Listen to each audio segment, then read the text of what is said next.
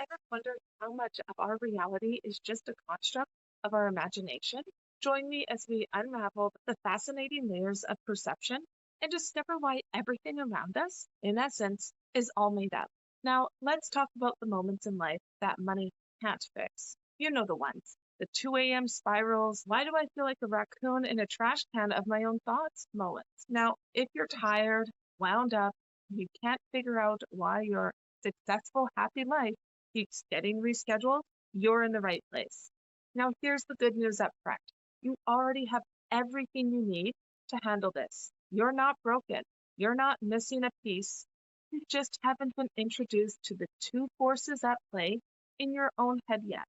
Now, once you meet them, things get a lot clearer, like wiping the fog off a bathroom mirror after a shower. Suddenly, you can see your own face again. If you haven't caught the earlier episode on how life actually works, go back and give it a listen to first. Think of it as the appetizer, and this is one of the main courses.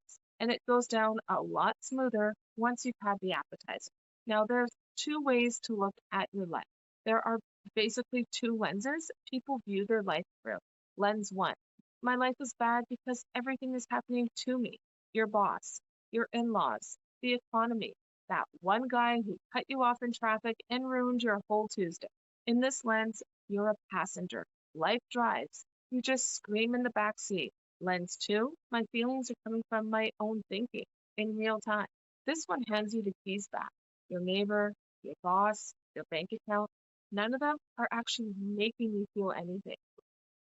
They're just about going their business, neutral as a park bench. It's your thinking about them that stirs the pot. Now, this isn't about blaming yourself. It's actually the opposite. It means you are never at the mercy of your nosy neighbors to begin with. You had the steering wheel the whole time that nobody told you. The two things going on for you and against you. Today, we're covering two things: what tends to trip people up, and more importantly, what's already working in your favor. What trips people up? Thoughts in disguise. Most people are dealing with a mountain of overthinking that doesn't even look like thinking anymore. It's dressed up as reality. It shows up in two main outfits. So, outfit one, your body starts filing complaints: backaches, stomach issues, insomnia, migraines, that eye twitch that shows up before a big meeting. You go and get it checked out, and the doctor says, everything looks fine. Cool, cool, very helpful. Thanks, doc. Your body isn't lying, though. It's responding to your mind working overtime. Now, you can medicate the symptom, but the underlying overthinking just finds a new address to haunt. Outfit two, getting emotionally hijacked. Now, having emotions is completely normal and honestly kind of great. Crying at a movie, laughing at something dumb, feeling moved by a good sunset. That's just being a human with a pulse. The trouble starts when you get emotionally hijacked, stuck replaying the same argument in your head for the ninth time, worried about a bill that isn't even due yet, stressed refreshing your email like it's going to say something different the fourth time you checked it. Now, here's the mechanism minus the science degree. Your brain makes chemicals based on what you think. Good thinking equals good chemicals. Anxious, spiral thinking equals stress chemicals. And those stress chemicals go knocking on your organs' doors uninvited. So it's not really in your interest to marinate in worry. Not because you're weak for doing it, because it's just an expensive habit, chemically speaking. What's actually working in your favor? You, basically. Now, here's the part that gets skipped a lot. Underneath all that nosy overthinking, you've still got a built in supply of good ideas, common sense, and problem solving ability just sitting there, waiting for the noise to quiet down enough for you to hear it. Nobody handed you this. You came with it standard, like the spare tire under your car you forgot about until you needed it. So the real move isn't to get happier thoughts, more on why that's not it in a second. The real move is stop giving every random thought a front row seat and a microphone. Thoughts come and go like weather. You don't have to chase down every cloud that drifts by and asks what it means. The problem starts when you do chase it.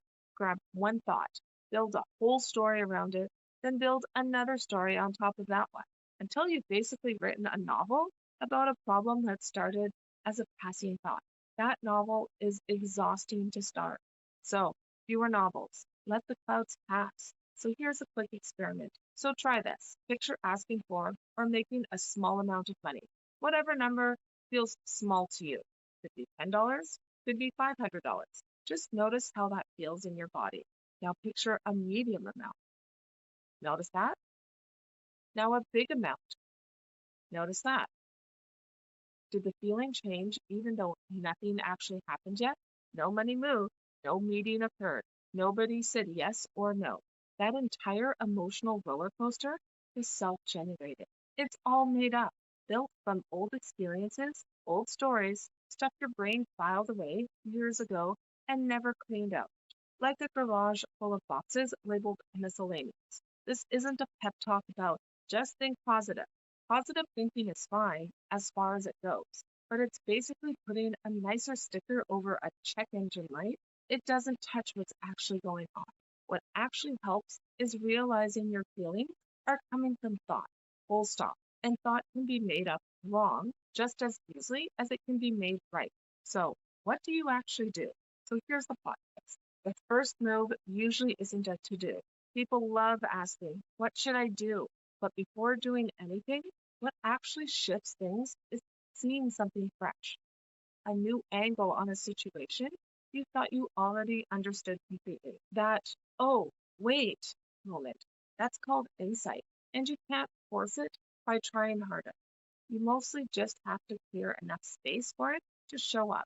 Once you stop buying into every thought as gospel truth, your own built in good sense gets some breathing room.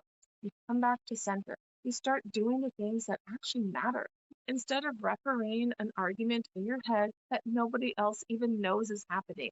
So let's wrap this up. Go back and listen to this a few times, not to memorize it, just to let it sink in sideways. Now, don't take my word for it either. Just watch your own week and see if it holds up. And if you haven't checked out the earlier episode on the bigger framework behind all of this, go do that too. It's the missing puzzle piece for this one. If you found this helpful, give a thumbs up and a follow for more exciting insights. Your support makes a difference. Thanks for hanging out, and I'll see you in the next one.